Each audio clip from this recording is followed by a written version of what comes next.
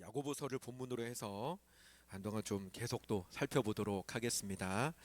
오늘은 그 첫 시간으로 야고보의 편지라고 하는 제목으로 함께 말씀을 나누도록 할게요. 여러분 혹시 손양원 목사님에 대해서 알고 계십니까? 이렇게 얼굴 사진인데요. 한국 교회의 많은 신앙의 선배들 가운데 어쩌면 가장 한 명 예수님을 닮은 사람이 있다면 누구입니까? 라고 얘기를 한다면, 물어본다면 저는 이 손영원 목사님을 제일 첫 번째로 꼽고 싶습니다. 일명 사랑의 원자탄이라고 하는 별명으로 알려주신 분인데, 일제강점기 때에 여수에 있는 애양원이라고 하는 애양원 교회를 섬기셨던 목사님이십니다. 애양원이라고 하는 곳은 전남 여수에 있는 병원입니다. 이 병원은 미국 선교회가 한국 당시 조선사회, 한국사회를 선교하기 위해서 세웠던 최초의 민간인 전문 병원인데, 어떤 병을 치료하는 병원이냐면 옛날에는 문둥병이라고도 불렸고 나병이라고도 불렸던 한센병을 전문적으로 치료하는 병원입니다.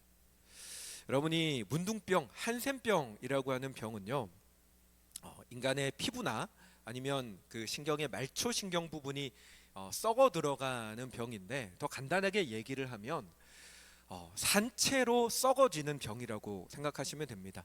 생명이 살아있는 채로 몸이 썩어 들어가는 병이 이 한센병, 문둥병입니다.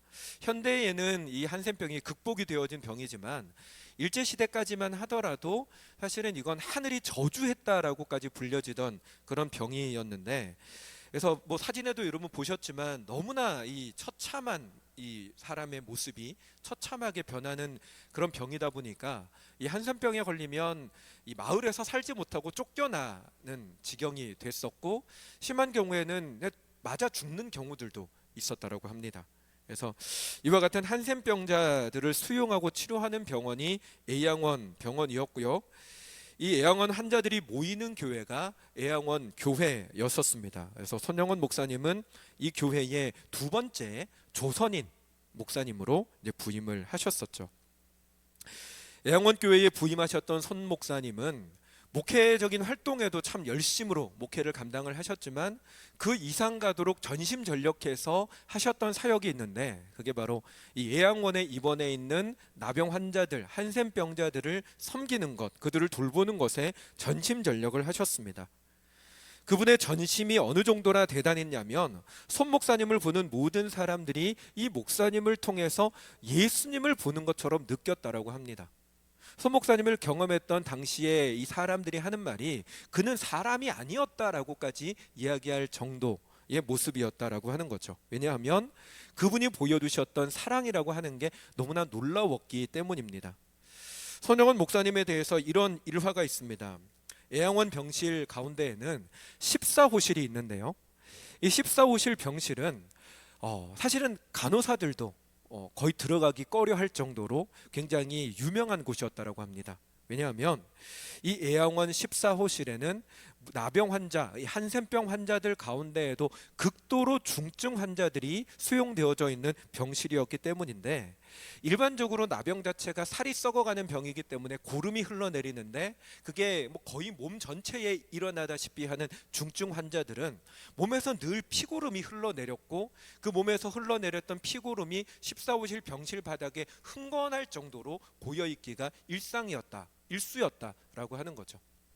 그래서 애양원에 와서 봉사를 하겠다라고 결심하고 왔던 간호사들도 참 들어가는 것을 어려워했던 곳이 14호실 병실이었고, 뿐만 아니라 당시에는 환자들은 많은데 봉사할 수 있는 사람들은 적다 보니 간호사들도 쉽게 오지 못하는 곳이다 보니까 기존에 좀 경증 환자들이나 아니면 치료가 이미 되어졌지만 고향으로 돌아가지 못하는 환자들도 간호사들을 도와서 이 환자들을 돌보는 일을 했는데, 심지어는 이미 면역 체계를 가지고 있었던 치료된 사람들조차도 14호실에 들어가기를 꺼리던 그런 병실이었다라고 하는 것입니다. 그들의 몰골도 처참하기 이를 데 없었지만, 뿐만 아니라 이 사람들의 마음속에 분노가 가득해서 간호사들이 잘 들어오려고 하지도 않고 뿐만 아니라 어쩔 수 없이 들어와서 치료를 할 때에도 바닥에 이제 고름이 흥건하니까 신문지를 3장이나 깔고 와서 일을 해야 되는 이제 그런 모습들을 보면서 이 14호실 환자들은 왜 같은 사람인데 자기들은 차별하냐고 하는 그와 같은 분노심이 있었고, 그래서 난동을 부리기 일쑤였는데 어떤 날에는 목침을 집어던졌는데 그 던진 목침에 간호사가 잘못 맞아서 사망하는 일도 있었다라고 합니다. 그러다 보니 이 14호실은 치료는 해야 되지만 누구나 들어가고 싶어 하지 않는 곳으로 유명한 곳이었다는 거죠. 부임해서 이 14호실에 대한 이야기를 들었던 손 목사님은 어김없이 난동이 일어났던 14호실로 맨발로 들어갔습니다. 그리고 그들 가운데 들어가서 맨손으로 그 고름 가득한 바닥을 훑고는 그 바닥에 앉아서 그 환자들을 끌어안고 이마에 이마를 대고 기도를 했다고 합니다. 그리고 그 자리에 앉아서 밥을 나누어 먹었다는 거죠. 그게 그날 한 번이 아니라 거의 매일같이 그와 같이 그들과 함께 기도하고 밥을 먹으셨다는 거예요. 심지어는 어느 환자가 너무 고름이 심해서 고열로 사경을 헤매고 있는데 야밤에 의사가 없어서 어떤 조치도 할 수 없는 상황에서 그 소식을 듣고 손 목사님이 그 병실로 뛰어 들어갔습니다. 그리고 간호사들이 당장 고름을 빨아내지 않으면 이 사람이 죽을 수 있다라고 하는 얘기를 들으니까 주저없이 입을 환부에 대고 환자의 피고름을 입으로 빨아내서 환자를 살렸다고 합니다. 나중에 사람들이 목사님 병이 옮으면 어쩌려고 그러십니까? 라고 야단을 치니까 손 목사님은 그렇게 얘기를 했답니다. 나는 정말로 간절하게 그들과 같은 병이 나에게도 생기기를 바랍니다. 내가 그들과 똑같아지면 내가 그들에게 다가갈 때 제발 나에게 오지 말라고 하는 말을 안 들을 것 아닙니까? 그러면 내가 그들에게 복음을 전하는 것이 훨씬 더 쉽지 않겠습니까? 근데 내가 아무리 해도 나는 병에 걸리지 않습니다라고 속상해 하셨다는 것입니다. 신학생 시절에 애양원 교회를 방문한 적이 있습니다. 그때 손 목사님의 일화를 손 목사님과 함께 했던, 그때 당시에, 지금은 이제 거의 다 돌아가셨는데 그 당시에 살아계셨던 그 환자분들을 만나서 얘기를 나눌 시간들이 있었는데 그분들의 실제적인 입술을 통해서 손 목사님에 대한 이야기를 듣고, 그리고 기념관이 있어요, 애양원에. 기념관을 돌면서 그 목사님에 대한 여러 가지 기록들, 사진들을 보면서 부끄러움을 참을 수가 없었습니다.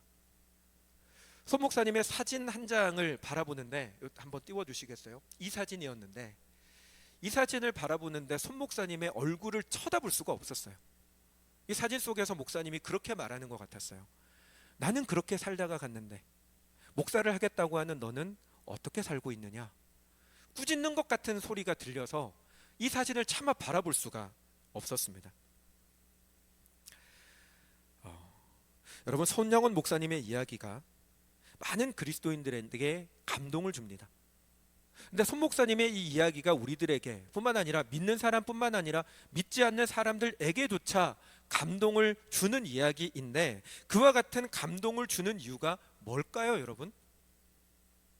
누구도 쉽게 보여줄 수 없는, 믿는 자나 믿지 않는 자나 정말로 이 분을 경험했던 사람들이 그는 사람이 아니었다라고 얘기할 정도의 그 놀라운 사랑을 보여준 사람이기 때문에 그분의 삶이 우리에게 감동을 주고 놀라움을 주는 것일까요?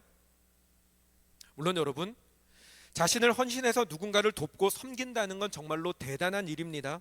기독교인이 아니라 할지라도 엄청난 희생을 감수하면서 누군가를 구하고 돕고 섬기는 것은 대단하고 아름다운 일입니다. 하지만 여러분, 그럼에도 불구하고 그리스도인으로서 우리가 감동받고 감탄해야 되는 부분은요, 그분이 대단한 사랑을 보여준 사람이어서가 아니라는 것입니다. 우리가 감동하고 놀라야 되는 건 그분의 삶이 바로 예수님의 가르침과 말씀을 그의 온 몸을 다해서, 그의 온 삶을 다해서 실천한 삶이었기 때문에 놀라야 한다는 것입니다. 그냥 단지 인간의, 사람이 사람을 사랑하는 인간적인 사랑, 또는 사람의 마음 가운데 있는 어떤 선한 성품이 발휘되어서 나온 결과가 아니라 하나님의 말씀이 한 사람의 삶을 통해서 실제로 이루어졌다라고 하는 것에 우리는 주목해야 되고, 거기에 놀라야 하고 거기에 감동해야 한다는 것입니다. 저는 이제 야고보서를 본문으로 해서 함께 말씀을 살펴보려고 하는데요. 여러분, 오늘 우리가 보는 이 본문인 야고보서의 가장 큰 특징은, 야고보서는 뭐로 유명합니까? 아십니까? 여러분, 야고보서는 행함, 실천을 굉장히 강조하는 그런 서신입니다.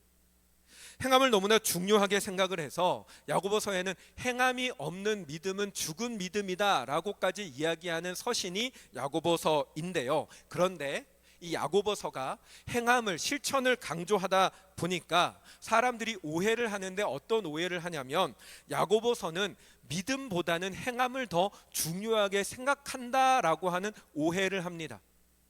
바울이 썼던 편지는 행함보다는 믿음을 더 강조하고 있고, 야고보의 편지는 믿음보다는 행함을, 실천을 더 중요하게 생각한다라고 이해를 한다는 것입니다. 하지만 여러분, 아닙니다. 오해입니다. 왜냐하면 여러분, 기독교 신앙은요, 결코 믿음과 행함을 분리해서 이야기하지 않기 때문에 그렇습니다. 신약 성경을 우리가 쭉 읽어 나가다 보면 신약 성경에서 가장 많이 등장하는 단어가 있는데요, 그게 뭐냐면 믿음이라고 하는 단어입니다. 주 예수를 믿어라 라고 이야기를 하고요, 예수님도 하나님을 믿으니 또한 나를 믿어라 라고 하시면서 믿음이라고 하는 말을 많이 사용하십니다. 그런데 믿음이라고 하는 말을 우리가 딱 들었을 때 우리 마음 가운데 떠오르는 이미지가 있다면, 믿음을 어떻게 생각을 하냐면 마음속의 일로만 생각을 한다라는 것입니다. 뭔가 내 마음에 믿어지는 것, 마음에 뭔가 와닿는 어떤 것, 또는 내가 생각 속에 머물러 있는 어떤 믿는다라고 하는 개념으로만 우리는 믿음을 생각하게 된다라고 하는 거죠. 그런데 여러분, 사실은 여러분, 이 믿음이라고 하는 게 단지 그냥 마음의 일이나 생각의 일로 받아들이게 되어지는, 우리가 그렇게 생각하게 되는 이유는요, 이 기독교 신앙이 이방 지역인 헬라 지역으로 복음이 전파되어져 가면서 그 헬라 땅이었던, 소위 말하는 그리스 땅에 있었던 철학이라고 하는 것과 기독교 신앙이 믹싱이 되면서, 결합이 되면서 생겨나게 된 오해였습니다. 본래 여러분, 믿음이라고 하는 건 철학이 아니라, 생각이 아니라, 마음속에 있는 어떤 것이 아니라 강력한 실천력을 가진 행위와 더 가까웠습니다.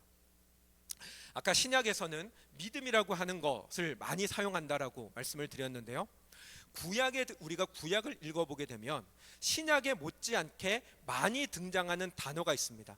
신약에서는 예수님에 대해서 믿음이라고 하는 단어를 많이 사용한다면, 구약에 와서는 하나님에 대해서 많이 사용하는 단어가 있는데요, 그 단어가 뭘 것 같으세요? 하나님에 대해서 섬겨라 라는 단어를 많이 사용합니다. 여호수아도 고별 절교를 하면서 오늘날 너희는 너희의 어떤 자를, 믿을 자를, 아니죠, 섬길 자를 택하라 라고 얘기를 하고, 오직 나와 내 집은 여호와만을 섬기겠노라 라고 하는 이야기를 합니다. 하나님에 대해서 구약은 섬김이라고 하는 단어, 섬긴다라는 단어를 월등하게 많이 사용한다라고 하는 거죠. 그러면 여러분, 이 섬김이라고 하는 말은 어떤 의미를 가지고 있습니까? 섬김이라고 하는 말은요, 신하가 왕을 섬긴다라고 할 때 나온 개념입니다. 그러면 신하가 왕을 섬길 때는 그 섬김이 어떤 것을 말합니까? 저 사람이 나의 왕이다 라고 하는 걸 인정하는 것이 섬김입니까? 그것도 포함되겠죠. 저 사람이 나의 왕이다라고 하는 것을 인정하고 동의하는 마음을 가지는 것도 섬김에 있고, 그 왕이 추진하려고 하는 나라를 다스리는 방향성이 옳다, 저렇게 돼야 된다라고 하는 것을 인정하는 것도 물론 마음에 일어나지만, 신하가 왕을 섬길 때는 왕이 가진 그 방향성, 나라를 다스리고자 하는 그의 어떤 방향성과 왕의 명령을 신하는 그대로 행하는 사람이 신하입니다. 왕이 명령하면, 왕이 방향을 제시하면 신하는 왕의 명령을 받아 그의 손과 발로, 그의 삶으로 그것이 실천되어지고 실현되어지도록 하는 게 신하의 역할이고, 그게 신하가 왕을 섬긴다는 의미의 개념이라는 것입니다. 구약에서 여호와를 섬긴다라고 하는 개념은 그와 같습니다. 하나님이 우리의 하나님이시기 때문에 하나님의 그 말씀을 백성된 우리가 이 땅 가운데 지키며 살아간다라고 하는 것이 하나님을 섬긴다는 말의 참된 의미였다는 것이고, 그 섬김에 대한 개념을 가지고 있었던 유대인들이 그대로 초대교회, 신약시대의 초대교회 성도로 들어왔기 때문에 신약 시대를 살아가던, 초대교회를 살아가던 그리스도인들에게 있어서 예수님을 믿는 것 또한 섬김이라는 마음을 그대로 가지고 있었다라고 하는 것입니다. 왜냐하면 신약에서 예수님을 가리켜서 믿어라라고 얘기하는 그 믿음은 무엇에 대한 믿음일까요? 그 믿음은 예수님이 바로 하나님이다라는 믿음입니다. 구약의 이스라엘 백성들이 오랫동안 믿고 섬겨왔던 그 하나님, 이스라엘을 이집트로부터 출애굽시켜 주셨던 그 하나님, 모든 환난 가운데서 건져주셨던 그 하나님이, 너희 조상의 하나님이 누구시라는 거예요? 예수님이라고 하는 사실을 믿으라라는 것이 주 예수를 믿으라는 말의 의미였고, 예수님이 바로 그 하나님이라고 하는 사실을 믿는다라는 말은 곧 어떤 의미입니까? 그렇기에 예수님의 가르침을 구약의 하나님의 말씀과 동일하게 여겨 그 말씀을 듣고 지키며 살아가는 것이 주 예수를 믿으라라고 하는 말의 진정한 의미였다라고 하는 것입니다. 그렇기 때문에 여러분, 믿음이라고 하는 말에는 섬김이라고 하는 말이 들어가 있습니다. 믿음은요, 마음의 일이 아니라 손과 발의 일입니다. 믿음은 생각의 영역이 아니라 내 삶을 통해서 실천으로 살아내는 것이어야 한다라고 하는 것입니다. 그렇기 때문에 여러분, 우리가 손영원 목사님의 이야기를 통해서 감동하고 주목하며 배워야 하는 것이 바로 그것입니다. 그분은 주님을 알고 그 가르침에 동의하기만 한 것이 아니라 그의 손과 발을 통해서, 삶을 통해서 사랑의 가르침을 행하며 살았던 것, 거기에 우리는 감동해야 되고 우리는 그걸 배울 수가 있어야 하는 거죠. 사랑하는 여러분, 성도는 하나님을 믿는 사람들입니다. 그리고 하나님을 믿는 성도는 하나님의 말씀을 따르며 살아가야 합니다. 마음으로도 따르지만 동시에 여러분의 손과 발을 통해서 여러분의 삶이 하나님을 따르는 삶이 되어져야 한다라는 것입니다. 예배를 통해서 예를 든다면 여러분, 성도는요, 이 예배의 자리에 나오는 것에 최선을 다해야 합니다.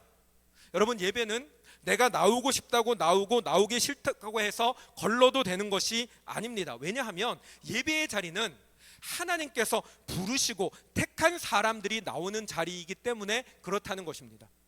여러분이 오늘 이 시간에 예배의 자리 가운데 나와 있지만 여러분이 이 자리에 나온 건 여러분이 나오고 싶어서 나온 것 같을지라도 여러분이 나오고 싶다고 해서 나온 것이 아닙니다. 왜냐하면 예배는 하나님께서 여러분의 마음 가운데 예배로 나와야겠다라고 하는 마음을 주셨기 때문에 나온 것이고, 여러분이 내가 예수를 믿어봐야겠다라고 아무리 생각을 해도 하나님께서 여러분의 마음 가운데 믿을 수 있는 마음을 주지 않으시면 우리는 믿을 수가 없기 때문에 그런 것입니다. 다르게 말하면 오늘 여러분이 이 자리 가운데 나온 것 하나님께서 먼저 여러분을 불러주셨기 때문에, 예배에 나오는 것을 하나님이 허락해 주셨기 때문에 여러분이 이 자리에 나와 있다는 것입니다. 그러므로 우리가 하나님 앞에 예배를 드린다라고 하는 건 뭐냐? 내가 하나님을 너무 좋아해서, 하나님을 사랑해서, 하나님을 만나고 싶어서 나오는 것도 예배이지만, 그보다 더 먼저 우리가 이해해야 되는 건 하나님이 나를 부르셨기에 그 부르심에 순종하는 것이 예배다라는 것입니다. 그러므로 여러분, 예배의 시간은, 예배는 여러분이 이 자리에 와서 우리 11시 25분에 예배가 시작하잖아요.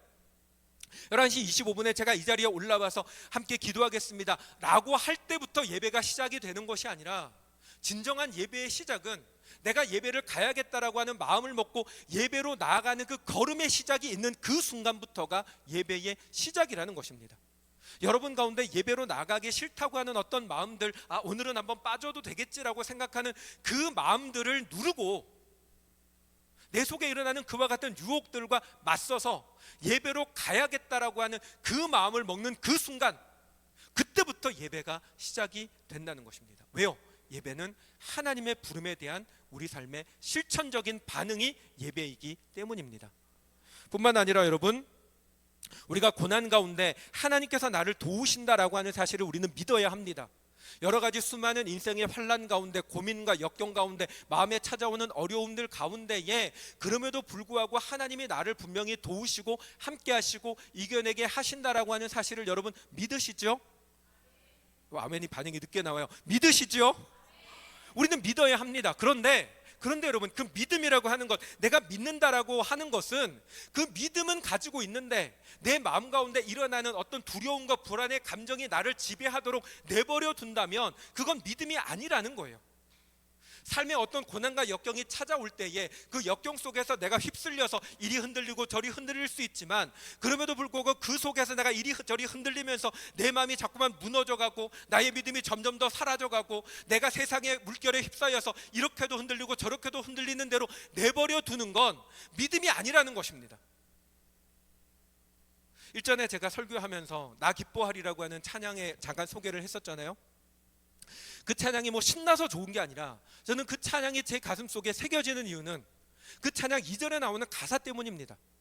환경의 지배를 받지 않고, 환경이 우리를 힘들게 합니다. 여러분 아시잖아요. 우리가 살아가면서 믿음 생활하기 좋은 환경은 없습니다. 아시죠 여러분? 내가 가만히 있어도 저절로 믿음이 성장하고 내가 아무런 어떤 그런 뭐가 없어도 여러분의 신앙이 막 뜨거워질 수 있는 환경이란 존재하지 않아요. 환경은 언제나 우리를 어렵게 합니다.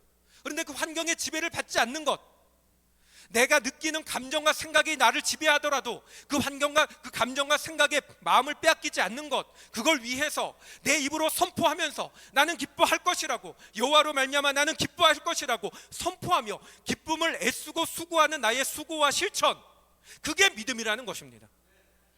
그걸 위해서 성도가 할 수 있는 가장 빠른 실천이 있다면 그게 바로 기도예요.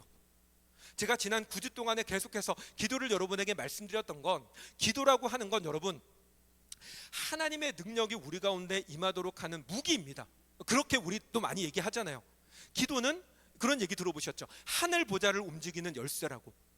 우리가 기도할 때 하나님께서 우리의 기도에 응답하셔서 역사하시는 능력이 나타나는 게 기도입니다. 그래서 우리는 하나님의 능력을 경험하기 위해서 기도합니다. 그런데 여러분, 기도는 하나님의 능력을 경험하는 통로이기도 하지만 나의 믿음을 하나님 앞에 보여드리는 가장 강력한 실천의 자리이기도 합니다. 왜 실천의 자리인지 아십니까?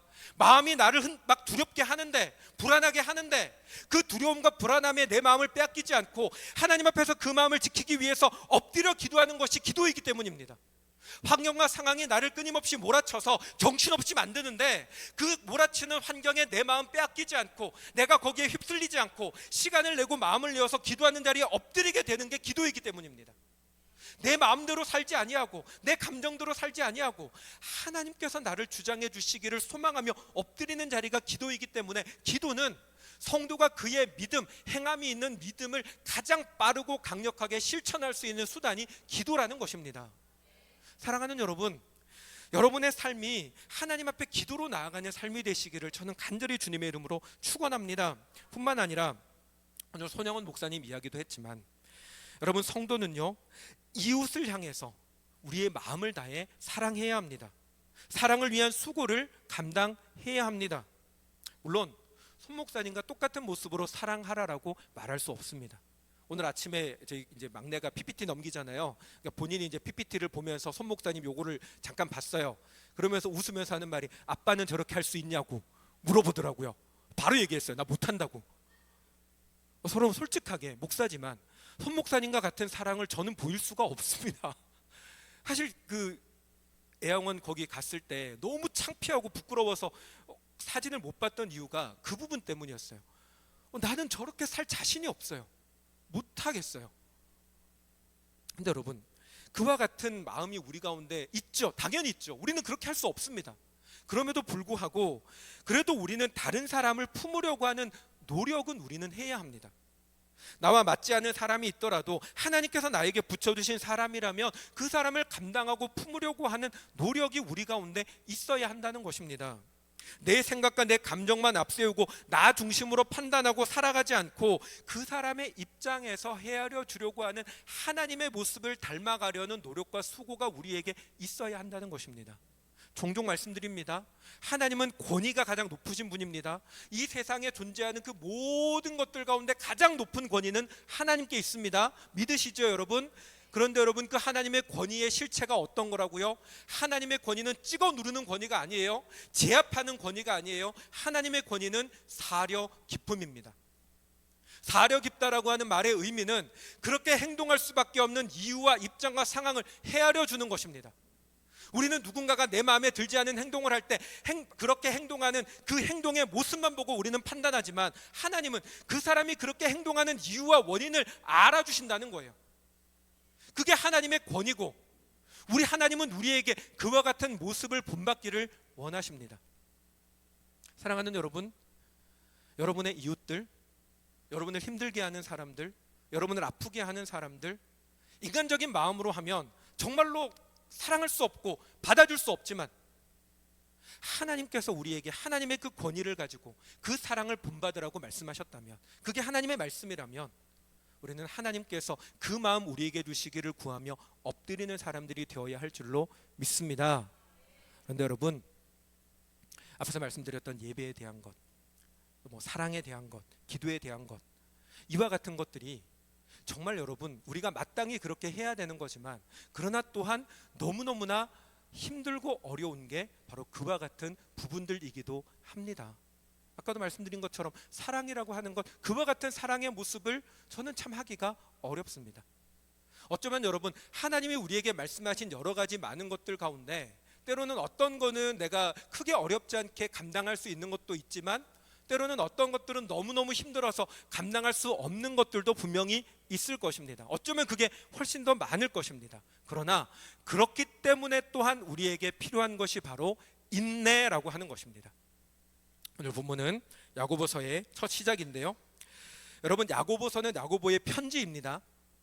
보통 다른 우리가 성경에 등장하는 다른 이제 서신서, 편지들을 보면 편지가 시작하면 기본적으로 인사말로 시작을 해요. 그리고 우리도 편지를 쓰면 인사도 하고 안부도 묻고 기타 여러 가지 소위 말하는 사전에 앞에서 이렇게 쭉 하는 편지 형식이 있잖아요. 이렇게 성경에도 보면 편지 형식이 있어요.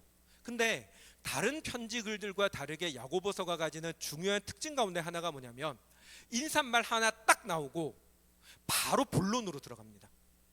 굉장히 특별한 모습이에요. 그러면서 이 야고보 사도가 본론으로 얘기하는 게 뭐냐면 바로 인내라고 하는 것입니다. 이게 뭘 의미하냐면, 야고보 사도는 다른 어떤 것보다 지금 이 편지를 받게 되는 성도들에게 믿음 생활을 하는 데 있어서 무엇보다 중요하고 급한 것이 바로 인내라고 하는 것을 이와 같은 형식을 통해서 우리들에게 보여주고자 하는 것입니다. 여러분, 다른 편지의 시작들과는 다르게 야고보서는 그 어떤 무엇보다 하나님 앞에서 성도가 정말로 그 믿음대로 말씀을 지키며 살아가기 위해서 무엇보다 중요한 것은 마음의 인내를 가지고 살아가는 것, 인내를 온전히 이루는 것이 중요하다라고 하는 얘기를 하고 있다라고 하는 거죠. 앞서서 손영원 목사님 이야기를 쭉 했었는데요, 손 목사님이 애양원이라고 하는 교회의 환자들을 돌보는 그 사랑도 어마어마한 사랑이지만, 그 사랑의 원자탄이라고 불려지는 별명이 붙었던 결정적인 계기는 손 목사님의 두 아들을 죽였던 살인자를 양자로 입양했던 사건 때문에 그렇습니다. 손영원 목사님에게 두 아들이 있었습니다. 손동인, 손동신이라고 하는 두 아들이 있었는데, 여수 순천 반란 사건 때, 공산당들이 했던 그 반란 사건 때 그 같은 학교의 학우였던 안재선이라고 하는 학생에 의해서 죽임을 당합니다. 살해를 당합니다. 그런데 그와 같은 아들을 죽였던 살해범을 손 목사님이 직접 경찰서에 찾아가서 그 안재선이라는 학생을 살려달라고 구명운동을 합니다. 자기 아들을 죽인 살인자를 살려달라고 하는 그 아버지의 말을 듣고 어이가 없었지만 경찰들과 군인들이 그 학생을 살려줍니다. 훈방합니다. 보내줍니다. 그런데 더 놀라운 것, 손 목사님은 그 사람의 생명을 살려주는 것으로 그치지 않고 그 안재선을 양자로 입양하기로 결정합니다.